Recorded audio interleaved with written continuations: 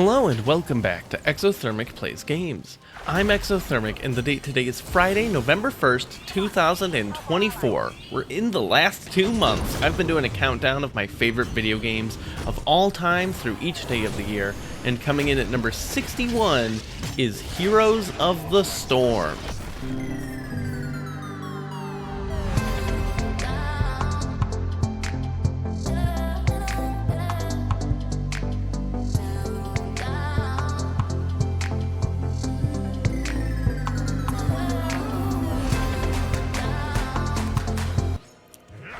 Blizzard Entertainment has been having some, let's say, troubles, but there's no denying their company has a rich history of making incredible games with memorable characters.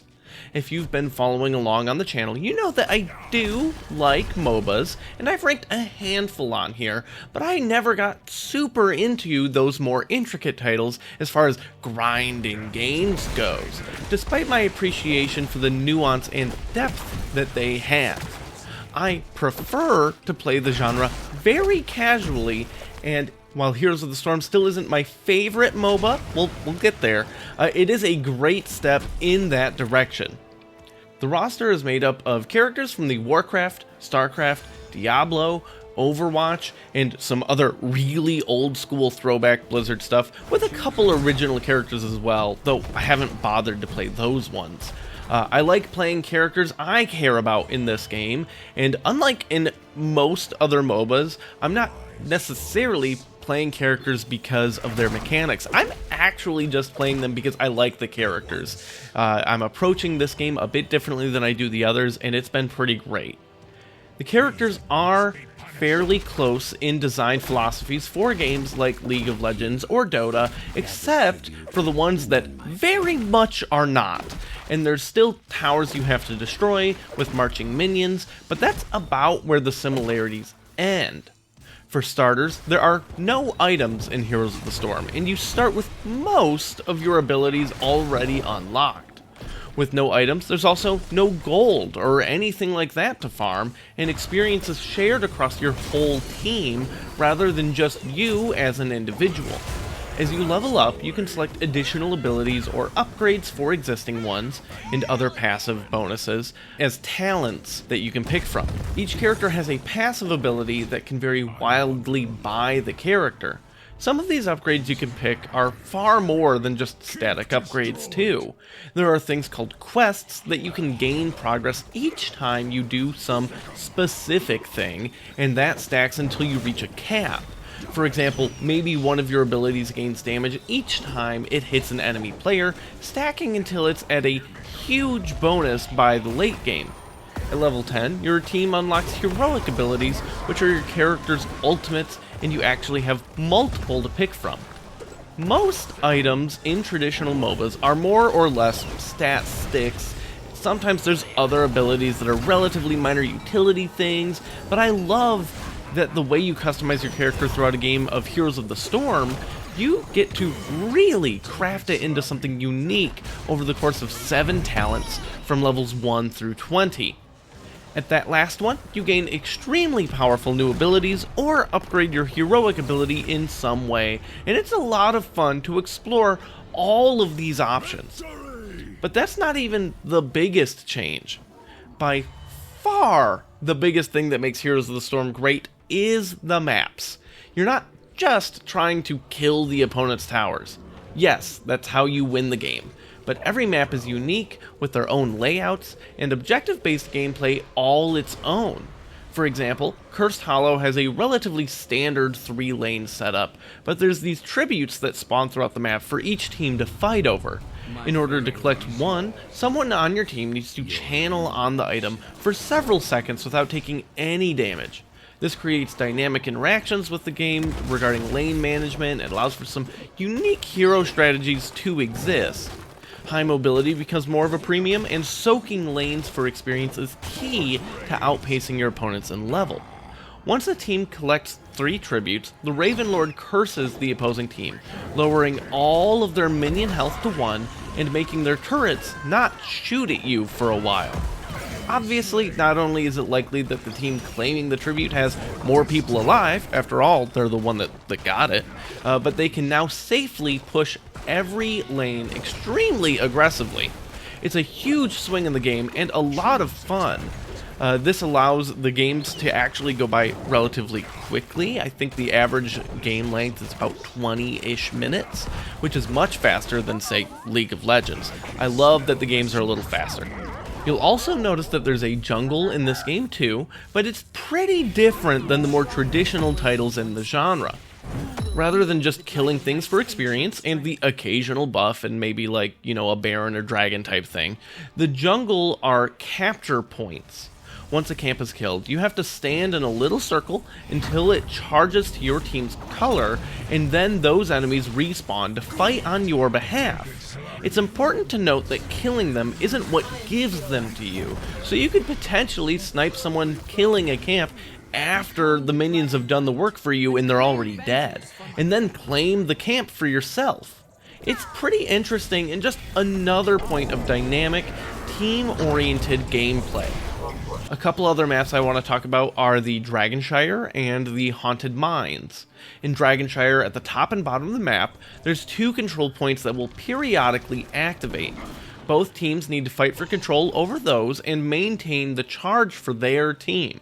It's important that you control both, which can be pretty tricky, because once you do, someone on your team can activate the Dragon Shrine in the middle of the map and transform into the enormous Dragon Knight, a huge, difficult-to-kill monster of death and destruction. Like claiming the tributes, they have to channel into this shrine without taking any damage the whole time, so it's really a team effort to get this massive reward. I love playing as the Dragon Knight because not only are you big and strong, you can breathe fire, you get to just every once in a while punt an enemy halfway across the map. It's so fun to just take their heavy-hitting characters that are trying to take me down and kick them away. And then by the time they get back, I just kick them away again, all while wailing on towers and stuff. It's great. I love it. Haunted Mines exemplifies another element to the game in sustained item collection and unique maps. Unlike in Cursed Hollow, where you're collecting a few specific things that are a chore to get in themselves, some maps have you collect many things, and they're relatively easy to get. In the Haunted Mines, every once in a while, 4 doors to a mine below open up. So the map actually has 2 different elevations with above and below ground. Notice there's only 2 lanes here, but the extra space of the mines themselves give really interesting avenues for movement throughout the whole map. Once in the mines, there's enemies you'll kill for skulls, and a big boss enemy that drops a ton of skulls. Teams fight over those because once they're all picked up, you get your own boss enemy that scales in health based on the amount of skulls you collected. Rather than play games randomly until this map showed up, I just made a custom game with computer allies and teammates, and I've got to say, the AI on this game is pretty decent at playing their characters, but not very good at objectives. I do want to take a moment to talk about some specific characters, because another huge strength of the game is the diversity of the roster. The folks on the Heroes of the Storm team wanted to try really hard to make sure that there were new grounds being explored regarding every aspect of the game, and that's where these different maps and no items and all of that came from. But the heroes themselves have some very creative things going on. In this game I played on Haunted Mines, I'm playing as Abathur. Abathur is the evolution master of the Zerg from StarCraft. They're an alien bug-like race that takes DNA from other creatures and spin them into Zerg DNA to create new subspecies for the swarm.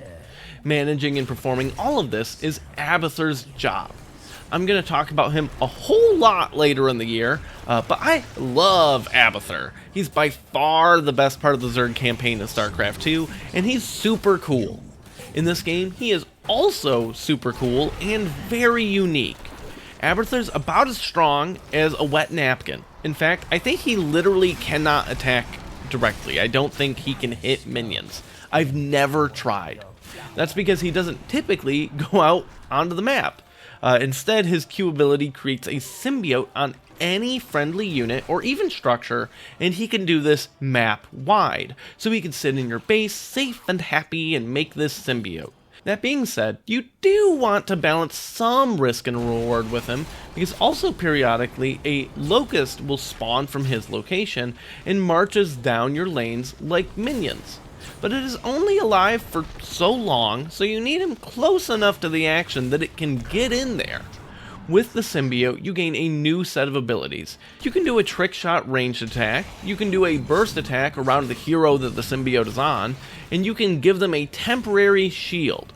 While not doing symbiote stuff, Abathur can also place mines with a very long range, pretty much anywhere your team has vision on the whole map. Abathur's greatest strength, however, is just that he fights away from his body. This allows you to park him somewhere relatively protected, say some bushes in a lane, while the main fighting is happening elsewhere, like say the mines. As long as his body is nearby when enemy minions die, could be to his locust, could be your own minions, could be towers, whatever, you will still gain experience for your team despite the actual combat being below ground, where you're still participating with the symbiote. Unfortunately, as I've learned recording this, the AI doesn't understand how Abathur works, and your symbiote is often not as effective as it should be, because characters just don't do what they need to do, and I can't tell them what that is. But Abathur's great, and if you have a team that understands him, because he's very abstract and different, you can do a lot with him. Another character that's weird and out there is Probius. This is another StarCraft hero, and it's, I think, the only time a probe has ever been given a name. Some characters in Heroes of the Storm are just named versions of generic units and characters from Blizzard games. Probes, for those unfamiliar, are the standard worker unit for the Protoss faction in StarCraft. They're cute little robot dudes that gather minerals and Vespene gas, the resources that you need to do anything in that game, and warp-in structures for the hyper-advanced alien race. Critical to structures in Protoss gameplay is pylons. In addition to being the only way for a Protoss player to increase their supply cap, it also provides what's called the psionic matrix, basically an energy field to power buildings. Protoss buildings generally do nothing if they're not in this matrix, and often can't even be warped in without it. Probes also don't attack a whole lot. In games of StarCraft, as a general rule, your workers should not be attacking anything. They should be mining. So probes technically can attack, but they do so little damage and die so quickly that anytime they're doing so, something has gone horribly wrong. I'm explaining all of this to you so you can understand how wild it is that this is a hero unit in this game. And they nailed it. Probius works like a probe. He does probe stuff. He makes pylons. He makes photon cannons, the bread and butter static defense structure for Protoss. You might remember in my League of Legends video, I talked about my love for Heimerdinger. Probius does that sort of gameplay, but much better.